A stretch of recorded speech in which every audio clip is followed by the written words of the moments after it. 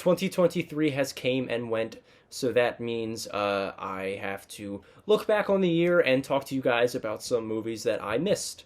Obviously, I can't review everything. I can't, cover everything in a single review. And I kind of purposefully saved a bunch of these movies instead of doing like a bunch of little roundup reviews, just to do one big one here at the end. So I'm gonna rapid fire talk to you. I think it's 18 movies. It's either 18 or 17. I don't remember. A bunch of ones that I missed, and then we can do our best of and worst of the year lists, which Cameron, who is right here, will be involved in. So, without no further ado, let's just talk about these movies. So yeah.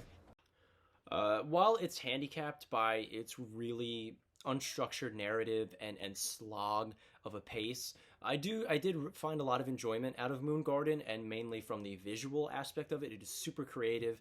The practical effects that they use are stunning. It's definitely a good one watch, but this director definitely needs to work on his craft a bit more before putting more stuff out. But I am very excited to see what they do next. So Moon Garden gets a B. Red, White, and Royal Blue is a very I don't know, corny rom-com that does share a lot of elements with like Hallmark movies, but why it really works is that it shows a queer relationship in a super positive light and humanizes the queer characters to a point that I haven't seen a lot of other rom-coms do. So definitely props for that. It was a cute movie. I liked it. B minus. The Meg 2 happened, and that's about all I can really say. It was a very by-the-books action film that didn't even have the camp of the original. It didn't have the appeal of a giant shark, because the giant shark is barely in the movie. It kind of has Jurassic World Dominion's problem, to where it took away all, like, it was never going to be a good movie to begin with, but it also took away like a mass audience appeal by not being super dumb and overly extravagant with the action. It just was kind of a movie, and that made it so much worse to try to sit through. Meg 2 gets a D. Similar to the Meg 2, The Machine was not easy to sit through. I wanted to like this. It had its moments. This is a very interesting real-life story, and while I really don't like Bert Kreischer, I think this is his one good bit, and he has completely run it into the ground at this point, and this movie was not funny, wasn't interesting, and I honestly turned it off halfway through because I just couldn't anymore. So, D minus for The Machine. Finally, steering away from the crappier movies that I watched over the last couple of months, How to Blow Up a Pipeline was very impressive. I didn't connect with it as much as I thought I would. However, it kind of didn't matter because this movie was so well executed on almost like every level. It's pretty impressive. They squeeze the most out of a very short runtime. There's a lot of visual cues from stuff like Ocean's 11 or other crime movies from the early 2000s, the well-made ones. There is a lot of moral questions brought up, especially with what they're doing and why they're doing it. I wish they would have explored that a little bit more, but that's, neither here nor there. How to Blow Up a Pipeline gets an A minus.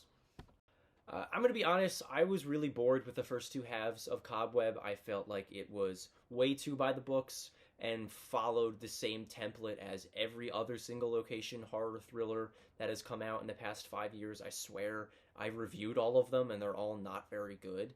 But what kind of makes it stick out amongst that very mediocre crowd is the ending. It switches from being this, stereotypical late 2010s like horror movie, very there's a lot of metaphorical stuff. The horror is really what you make of it, but at the end they kind of switch it and go full on camp, and it's terrifying and it's great. I love that they kind of let the reins loose at the end of there, and it almost makes all of that build up worth it. I just can't really commend a movie that I only would recommend like the last 10 minutes of it. So Cobweb gets a B minus. This is just Oscar bait, like Netflix Oscar bait. I don't. There's nothing more to say about it. David Yates is a sorry excuse for a director, and I don't like that Emily Blunt and Chris Evans wasted their maybe not immense talent, but talent on this really, really mediocre project. It is so mediocre, in fact, that it kind of has nothing of substance. So Pain Hustlers gets a D. After hearing the buzz for When Evil Lurks, I really needed to see it. And I talked about it in my Halloween video a lot, but just to kind of summarize those thoughts, it is one of the scariest, most dense, most well acted and well paced horror films I've seen in a while. It's pushing the envelope in terms of what a horror movie can be, and what a horror movie should be, if that makes sense. It's taking traditional elements of the genre and kind of not doing what elevated horror is doing at all. Kind of again pushing the envelope of how much tension it can have in a singular scene. And I think it was so beautifully done, and it made me so sick to my stomach after I watched it, and it sat with me for weeks. Easily one of my favorite movies of the year. A very strong A for When Evil Lurks. Bill Burr hasn't been funny for maybe even ever, and I really hated this movie. It just is so backwards thinking, and it's bad when in one of these comedies I'm agreeing with the person that's supposed to be the butt of the joke. So yeah, Old Dads gets a D minus. Just a hateful and unfunny movie. I put in my Letterboxd review that Rustin is just an English class movie, and I kind of agree with that sentiment. It has a really amazing central performance from Coleman Domingo. It's well made. It's a cool story. It is impactful in its own way, but it's nothing more than just another period piece, and that's fine. These movies they serve a purpose, but they don't offer much outside of like light education. So, but Coleman Domingo does give it a couple points because he really dedicated himself to this role, and I really enjoyed seeing him on screen. So, B for Rustin. Some of the most fun I had in theaters all year was seeing Thanksgiving with a group of friends. This movie was utterly ridiculous, and it knew it was. Eli Roth, for some reason, has been having a slight resurgence over the past couple of years. He's trending upwards, and this movie kind of only proves that because it's very self-aware, and it's so absurdist to the point where I wouldn't even consider this a horror movie anymore, and it's just a straight up comedy because it goes for it every time and doesn't really relent, and I think that's the perfect way to make horror comedies, and this is definitely one of the better ones I've seen in the last couple of years. So B plus. So a little fun fact about me: as a child, for some reason I was not allowed to watch anime, and that included Studio Ghibli movies. So I've only ever seen 4 of them, and one of them happens to be The Boy and the Heron. This movie is absolutely beautiful.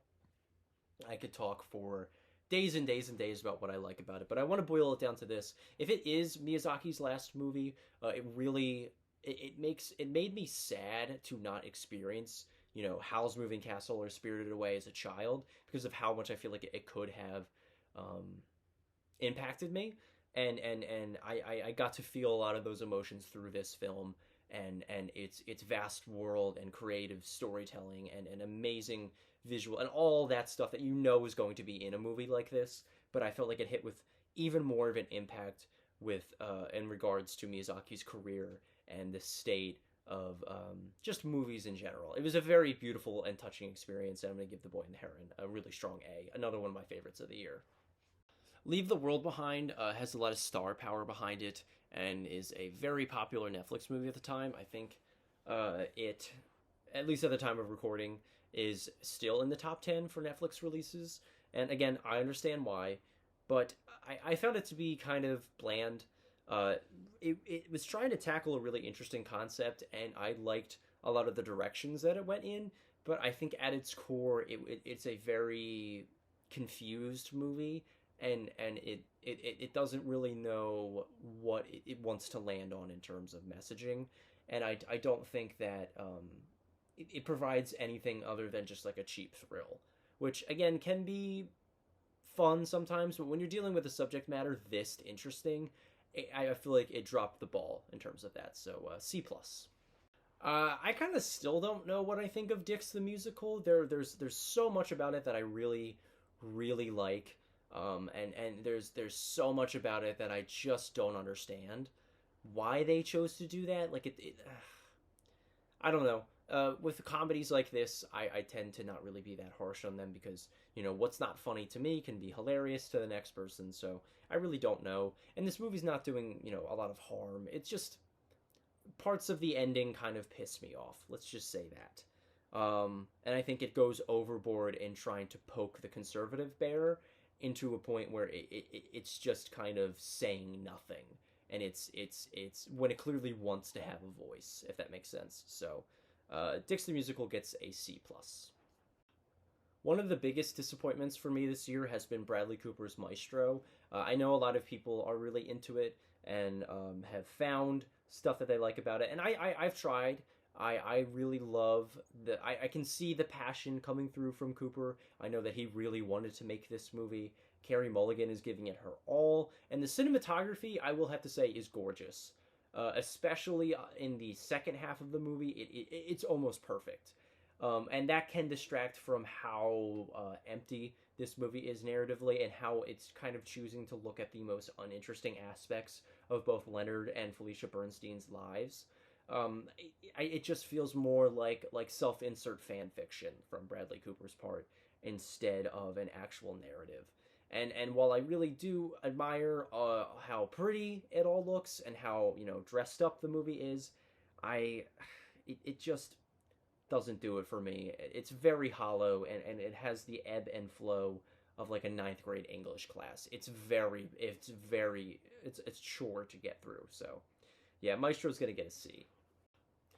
Ending off with one of the worst movies I watched all year. Anyone But You kind of snuck in there at the end of the year, and I was a little excited for it because we're kind of seeing this, not renaissance yet, but like this resurgence is the word I was looking for, of rom-coms or more mainstream comedy and I think it's we saw with No Hard Feelings and Bottoms that it can work. This movie was not that. There was no chemistry between Glenn Powell and Sydney Sweeney. The supporting cast wasn't even trying, and I just didn't buy it. I didn't buy any of this movie. None of it was appealing. The best part about a rom-com is that you can, put yourself in an unrealistic situation that just makes you super happy. That makes sense. Like me and Cam just watched 13 going on 30 last night, and that succeeds at putting you in this like fantasy situation that we all wish we could live in. You know what I mean? And with this movie, I didn't feel that. And I think that is the ultimate demise of a rom-com is when you cannot buy into its bullshit. So yeah, Anyone But You is getting a D minus. Okay, so that was every movie that I've missed that I've seen throughout the year. There's a couple more movies that I would like to watch before I put out my year-end lists that I didn't really want to talk about here just because I wanted to get this out to you guys. But let me know what you thought of any of these movies in the comments. If there's any movies you would like me to see before I put out those lists, let me know. And other than that, I will see you guys later.